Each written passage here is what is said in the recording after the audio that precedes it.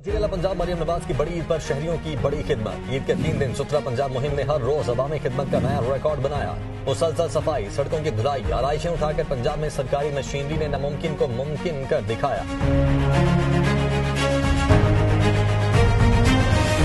वज़ीर-ए-आला मरियम नवाज शरीफ का ईद के 3 दिन जारी रहने वाला ऑपरेशन क्लीनअप मुकम्मल। पंजाब में ईद उल अज़हा पर सफाई, सड़कों, गलियों और रास्तों की धुलाई की गई।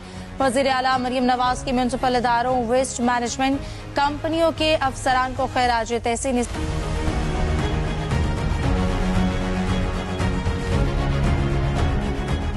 वज़ीर-ए-आला पंजाब की हिदायत पर लाहौर समेत सूबे भर में सफाई मुहिम, रास्तों की धुलाई, अर्क़े गुलाब पानी में शामिल करके छिड़काव किया।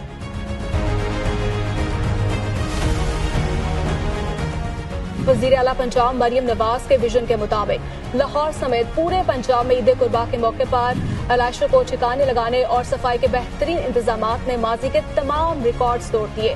पंजाब भर के तमाम म्यूनिसिपल इदारों, वेस्ट मैनेजमेंट कंपनीज, जिला इंतजामिया और लाहौर वेस्ट मैनेजमेंट कंपनी ने पंजाब भर में सफाई के लिए जदीद तरीक़ाकार को अपनाया।